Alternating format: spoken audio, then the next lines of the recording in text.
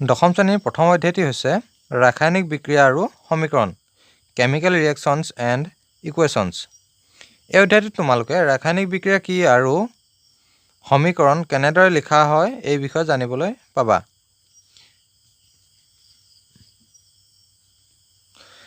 ইয়াত প্ৰথমতে দৈনিক জীৱনত ঘটি থকা কেইটামান ঘটনাৰ কথা দিছে যে গ্ৰীষ্মকালত কোঠাৰ উষ্ণতাত গাখীৰ থোৱা হয়, লুৰ টেৱা বা কেৰাহী এখন বা গজাল এটা সেমেকা বায়ুত মুকলিকৈ থোৱা হয়, আঙুৰৰ কিম্বন হ'ব দিয়া হয়, খাদ্যবস্তু ৰন্ধন কৰা হ'ল, আমাৰ শৰীৰত খাদ্যবস্তু হজম হয়, আমি উশাহ লওঁ।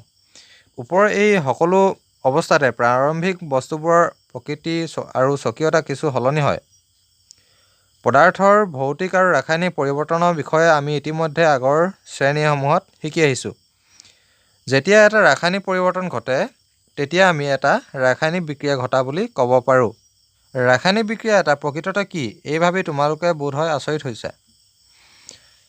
ইয়াত তোমালোকৰ এটা কাৰ্যকলাপ দিছে। এই কাৰ্যকলাপটো অৱশ্যে তোমালোকে অকলে নকৰিবা, এইবিলাক কৰিবৰ কাৰণে শিক্ষক শিক্ষয়িত্ৰীৰ সহায় লাগিব। ওপৰত যি কাৰ্যকলাপ দিছিলে এই কাৰ্যকলাপত মেগনেছিয়ামৰ ফিটাডাল উজ্জ্বল বগা শিখাৰে জ্বলি এবিধ বগা পাউডাৰত পৰিণত হ'ব। এই পাউডাৰখিনিয়ে হ'ল মেগনেছিয়াম অক্সাইড। বায়ুৰ অক্সিজেন আৰু মেগনেছিয়ামৰ মাজত হোৱা বিক্ৰিয়াৰ ফলত ই গঠন হৈছে।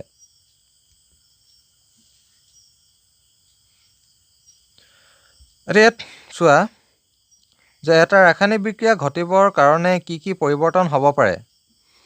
অৱস্থাৰ পৰিৱৰ্তন, ৰঙৰ পৰিৱৰ্তন, গেছৰ উৎপত্তি, উষ্ণতাৰ পৰিৱৰ্তন, এনেবিলাক পৰিৱৰ্তন ঘটিব পাৰে। এটা ৰাসায়নিক বিক্ৰিয়া হ'বৰ কাৰণে কি কি লাগিব, এনেধৰণৰ পৰিৱৰ্তনবোৰ হ'ব লাগিব। এতিয়া এটা উদাহৰণ দিওঁ। কাঠৰ পৰা চকী, মেজ ইত্যাদিবোৰ বনোৱা হয়। এতিয়া কাঠৰ পৰা যিবোৰ আচবাব বনোৱা হয় এই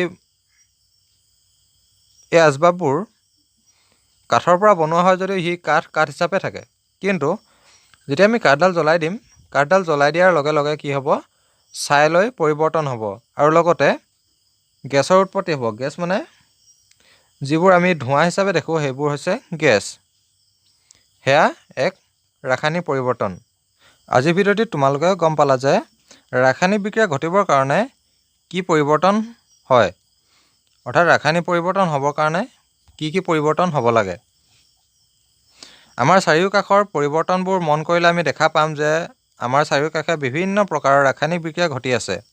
এই অধ্যায়ত আমি বিভিন্ন প্ৰকাৰৰ ৰাসায়নিক বিক্ৰিয়া আৰু এই বিক্ৰিয়াসমূহক সাংকেতিক ৰূপত কিদৰে উপস্থাপন কৰিব পাৰি এই বিষয়ে অধ্যয়ন কৰিম।